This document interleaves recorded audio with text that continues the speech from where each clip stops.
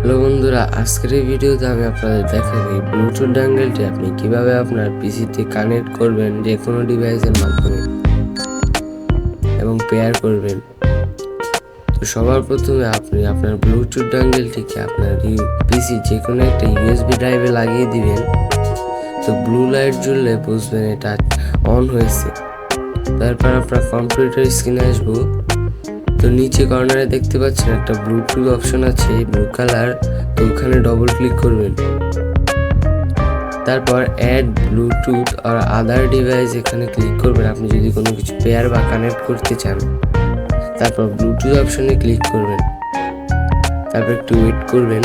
তারপর আমি আমার মোবাইলটি কানেক্ট করব, তাই আমার মোবাইলে ক্লিক করব।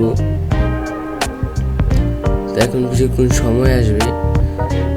তো আমি এখানে মোবাইল পিসি থেকে কানেক্ট এবং মোবাইলের একটা অপশন যাবে, তো ওখান থেকে পেয়ারে দিয়ে দিব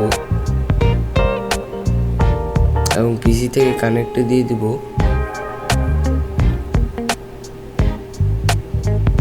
এরপর কিছুক্ষণ সময় লাগবে।